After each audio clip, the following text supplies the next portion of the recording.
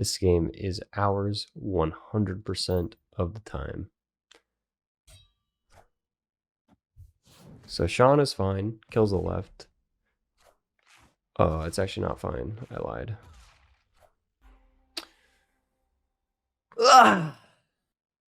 And we're back with another deck. This deck is actually insane. I know that little clip at the beginning made it look like we were losing, but this deck is actually a little bit difficult to navigate.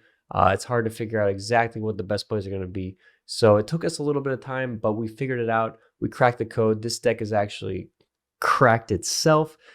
Valkyrie and Bast in Cerebro 3 just makes this deck very consistent. You have Wasp and Yellowjacket, free cards that combo with those.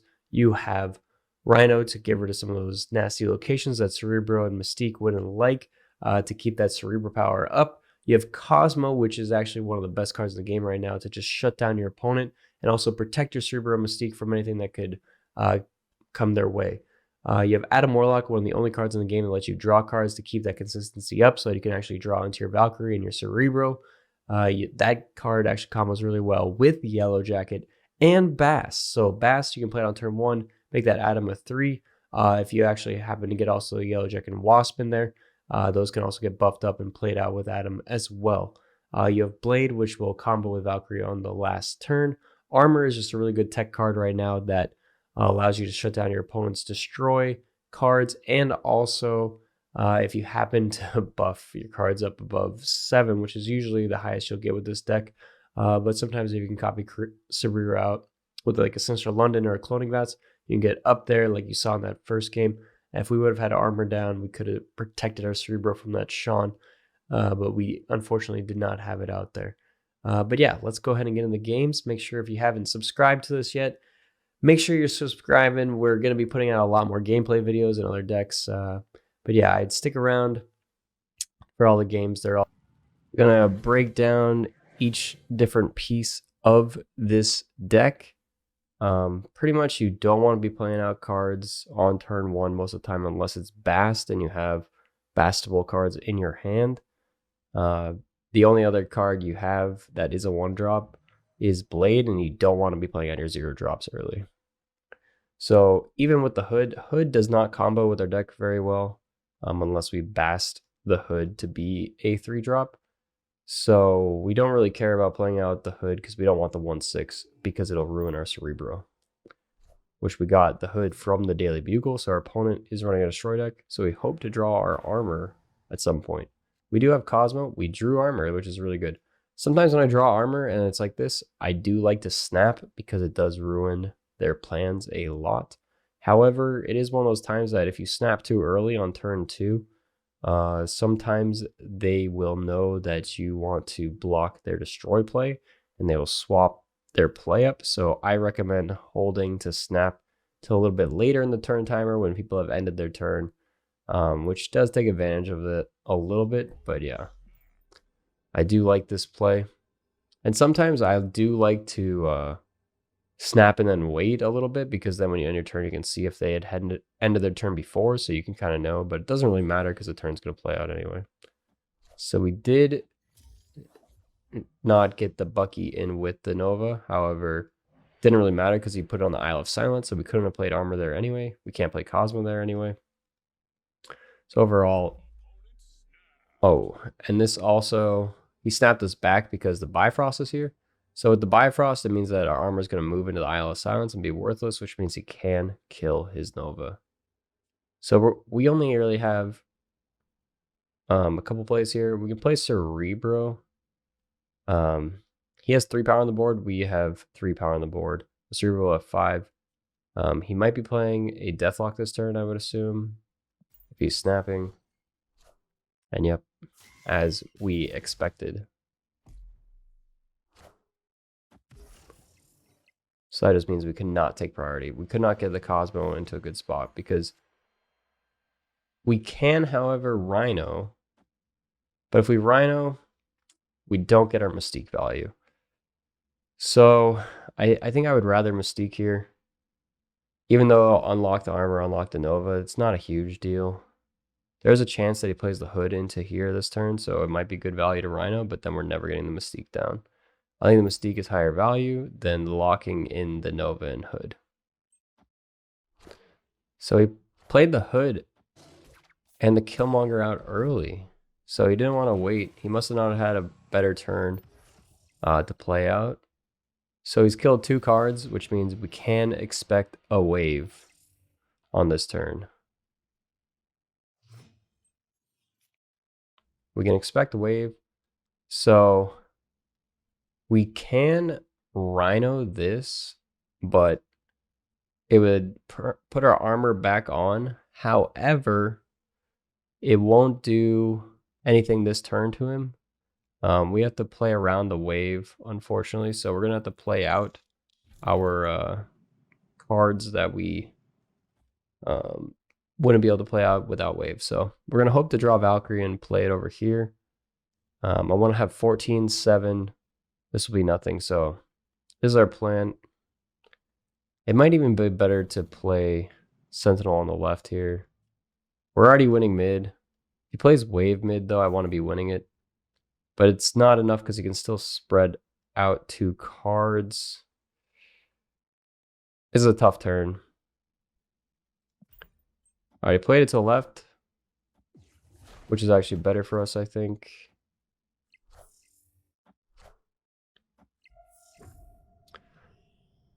This is going to be a little bit awkward with Death that can be played out. She-Hulk. We did draw the Valkyrie. So if we play out Valkyrie on the right here, we do end up winning this lane. However,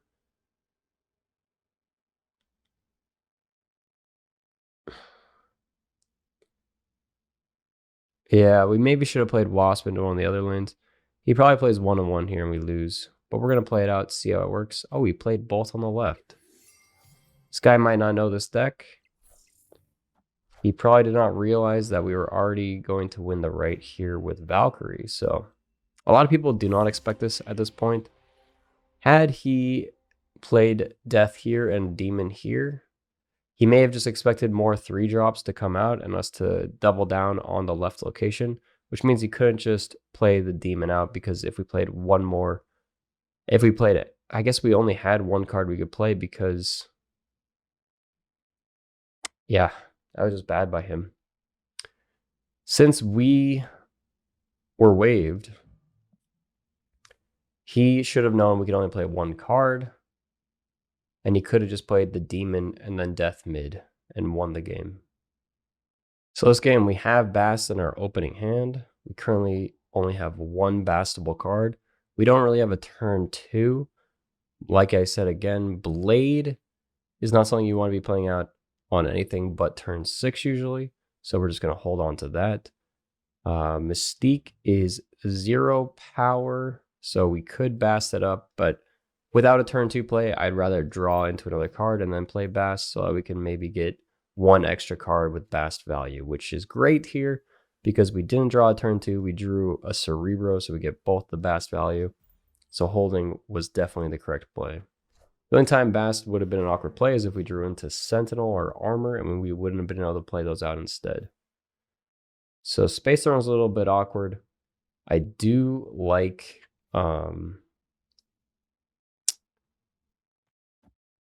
I like Rhino for this, just because that way we can open it up a little bit. We can also Valken there on the last turn. We do have Valkyrie.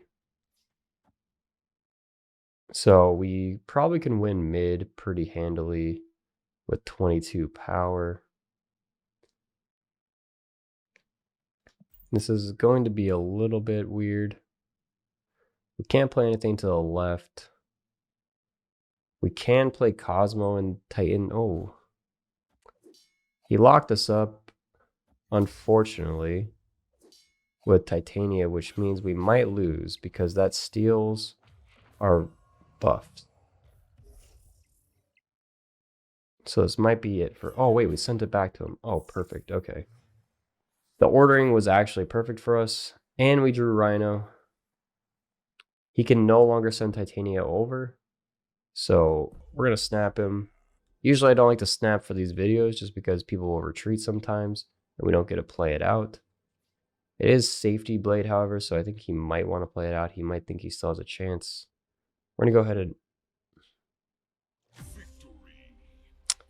Just as I said that, maybe he didn't think he had a chance. Yeah, so us sending Titania back really just locked it in for us. We had Valkyrie for the last turn with Yellowjacket already in hand, maybe drawing Wasp as well. We only had 2 cards left in our deck, so Wasp was one of those 2. Sentinel being the other card we needed to draw. So we were going to play out Armor and Rhino this turn. We could Armor either mid or left. And then we play Valkyrie, Yellowjacket, and Blade on the last turn, and maybe Wasp if we draw that as well. I would think that I want Armor mid. That way we could technically do a big Valkyrie play on the left for the last turn. And here with the last game of the day, we don't have Bast. We don't have a turn 2 play, so we're going to just hold out and wait.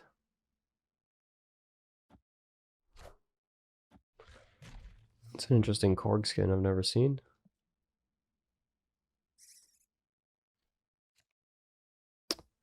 So no Cerebro, no turn 2 play still.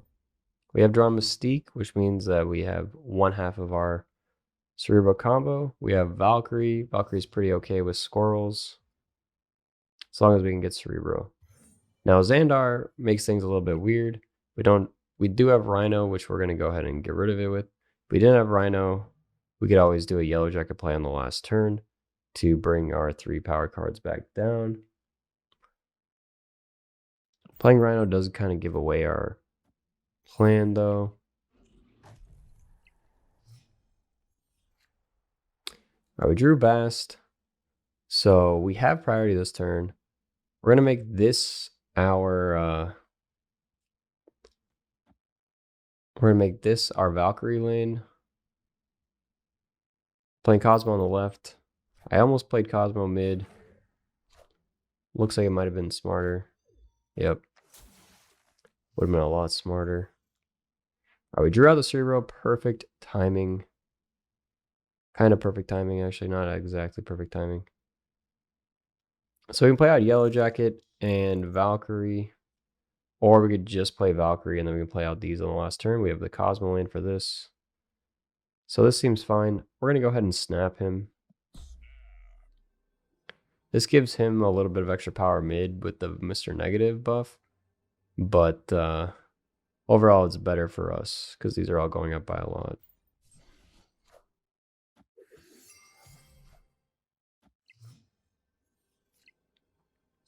All right, so we have Cerebro. Now the question is, where are we going to need more power? This will be 21 power. So we always play the Mystique over here. Now we decide where the Wasp and the Yellowjacket go. So we can get up to 15 power here.